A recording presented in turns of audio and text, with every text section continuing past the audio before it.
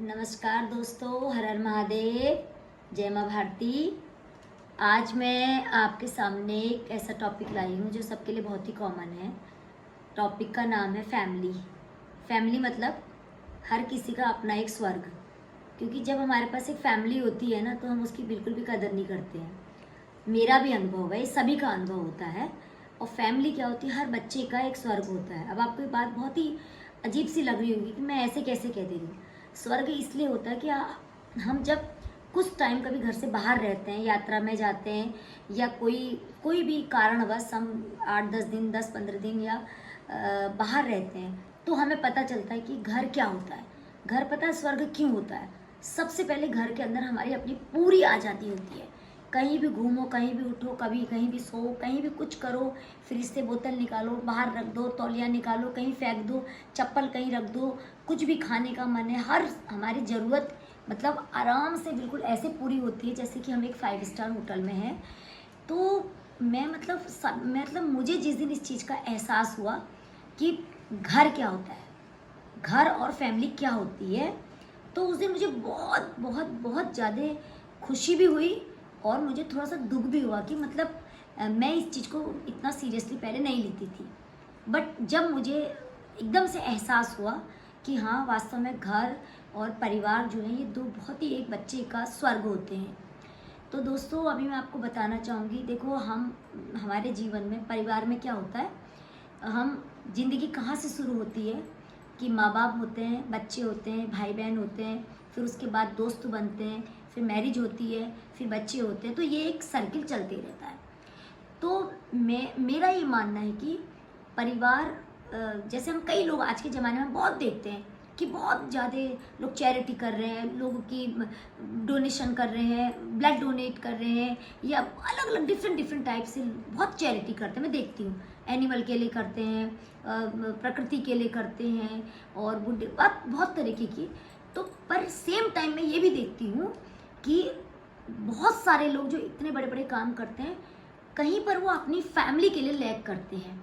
कि मैं देखती हूँ कि जैसे या तो हम मतलब कि हम केयरलेस हो गए हैं कि हम मेरा मानना है कि हम कोई भी काम शुरू करें, सबसे पहले वो हमने अपने घर से स्टार्ट करना है।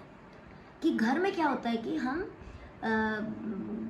मेरा जो अनुभव है, जो मैं इतना ज़्यादा लोगों से मिलती हूँ, बहुत तरीके के लोगों के पास जाती हूँ, देखती हूँ, घूमती हूँ, तो मैंने ये देखा है कि हर परिवार में कहीं ना कहीं कोई इंसान ही कमज़ोर होता है।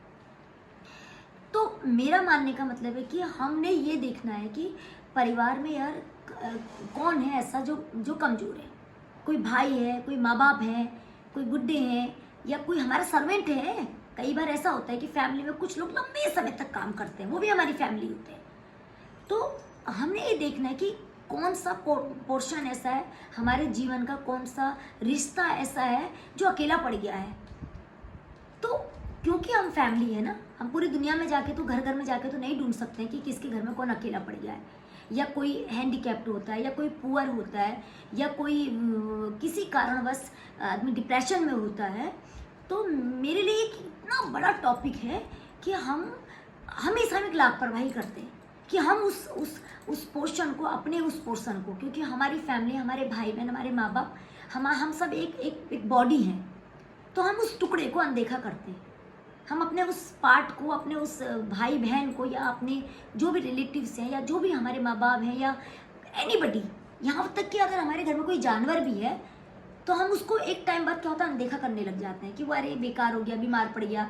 आजकल देखते हैं कि गाय को, बैल को लोग छोड़ देते हैं। तो ये कैसी चैरिटी यार। मैं आज उन लोगों के बारे में बात करना चाहती हूँ कि इतना सारा हम दुनिया के लिए करते हैं, सबसे पहले आप उसके लिए कीजिए कि जो आपके आसपास आपकी फैमिली का एक पार्ट है, बट उसको आपकी सबसे ज़्यादा ज़रूरत है। आप पूरी दुनिया के लिए अच्छे मत बनो, भगवान की नज़र में अच्छे मत बनो, किसी की नज़र में अच्छे मत बनो। एक खुद की नज़र में अच्छे बन जाओ, और एक उस इंसान की नज़र में अच्छे बन जाओ जो आप पर नज़रें गड़ाए रखा है कि उसको आपकी ज़रूरत है। तो क्योंकि देखो दोस्तों, क्या होता है कि ये एक बहुत बड़ी बात होती है कि हम माँ बाप होते हैं, फिर भाई बहन होते हैं। ये सारी दुनिया को पता है कि सबसे लॉन्ग टर्म का रिश्ता जो होता है वो भाई बहन का होता है।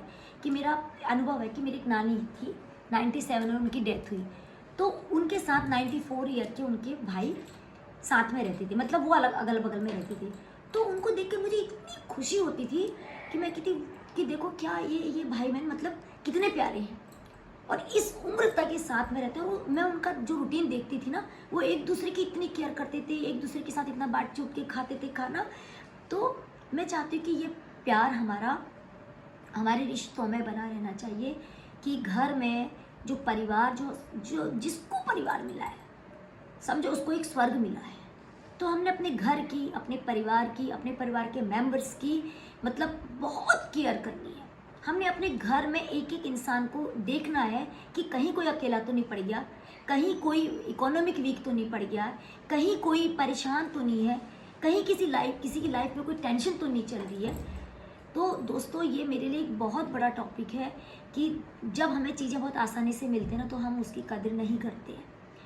तो अगर हम आगे रिश्ते बनाते जा रहे हैं तो लेकिन पीछे के रिश्तों को हमें नहीं छोड़ना है, कि हम माँ बापों को नहीं छोड़ना है, हमने भाई बहनों को नहीं छोड़ना है, हमने अपने दोस्तों को नहीं छोड़ना है, हमने अपने पुराने सर्वेंट्स को नहीं छोड़ना है, हमने अपने पुराने पेट एनिमल्स को नहीं छोड़ना है।